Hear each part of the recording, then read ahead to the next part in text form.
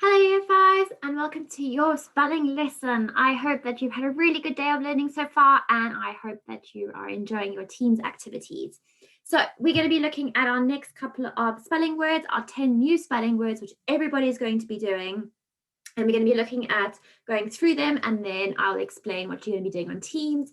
And there is also a challenge for you afterwards. So let's go through them together.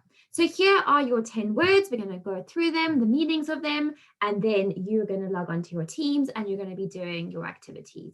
So our first word is 40. Now, many of you will know that this is the number 40, but a lot of you spell this word incorrectly and you put a U for the number 4. So if I spell the number 4, we would spell it like that. But for the number 40, we take the U out. Okay, so just make sure that you remember that. It's a bit of a trick one, and that's why it is in our spelling list this week. So 40 is not spelled with a U like the number 4, but it is simply the number 40, and that is how we spell it. If you scorch yourself, it means you burn, okay? Often we will say like we scorched the toast or we scorched an item of clothing. It means that you've burned something, okay? And it's gotten a bit damaged in case of like your clothing. Right, absorb is to soak up. Something is absorbent, and this is a really good word that I would like you to remember, because in science this week, we're going to be looking at properties of materials. I mean, you're looking at things like clothing. Is it something that can absorb substances? And yes, it can, because it soaks something up. A sponge is a very good example of something that is a material that can soak up something. So absorb simply means to soak up. If you decorate, it's often when you make something more attractive, like you decorate your Christmas tree. You put all those lovely baubles on, you put tinsel, you put the lights on. It makes it really pretty. If you want to decorate your room, you might put some posters up. You might get a new duvet cover. You might make it look really nice and special. Afford means that you generally will have enough money for something, like you can afford to go to Disneyland. Means that you are able to go because you have enough money to go to it, okay? If you can afford to go to the movies, it means that you are able to go and pay for a ticket to go and watch a movie. So having to afford something means that you simply have enough money to do something.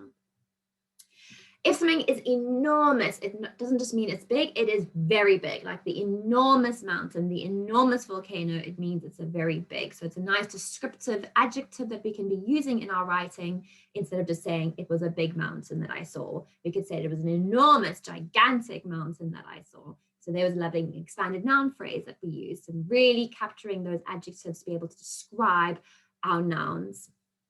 Category is when we group things. For example, you might have like a category of like children who are under 9 years old. So if you are a certain age, you'd be going into the under 9, let's say, football team. There's a little team there of boys, and you'd be in the under 9 or the under 10 football team. Okay, so you'd be grouping things according to certain criteria. Okay, so different categories would mean that you're putting things that are similar into groups. Tornado are very strong circular winds. Okay, now they're not just winds. Okay, because there could be a blowing breeze outside, does not mean I have a tornado. A tornado is one of the natural disasters that occur, and it causes huge devastation. It could rip up buildings, and it's very destructive. So it's not just any type of wind, it is a very specific type of wind, which is caused by this circular movement, and it's very destructive and it's very strong. Okay.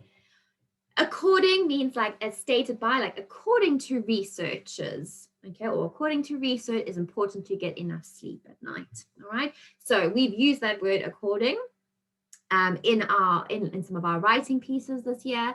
So that is a nice way of putting that fronted adverbial into your sentences. And our last word for today is called opportunity. And that's when something is made possible. You have the opportunity to go to university if you have done really well in your exams. So that is your 10 words for today. You're going to log on to Teams now, and you're going to come unscramble the words. So I've put the letters in different orders, and you have to try and unscramble them and then copy out the word and then write it correctly in the next column. And then I've given you a challenge. So what you're going to do is you're going to look at the word. For example, the first word we look at is 40, And can you then make another word that is a smaller word, so using less amount of letters to create another word. So if I had the word footy, I could make the word two, or I could make the word or I could make the word for. Okay, so see if you can make some other words from that original word, one of your spelling words. So here are your 10 spelling words we've just gone through. And as I said, your little challenge at the end, and I'd like you all to do the challenge, is to then take that word and see if you can make another word using those letters that is obviously smaller. See how many you can do. Okay, all right, I've got 3 here.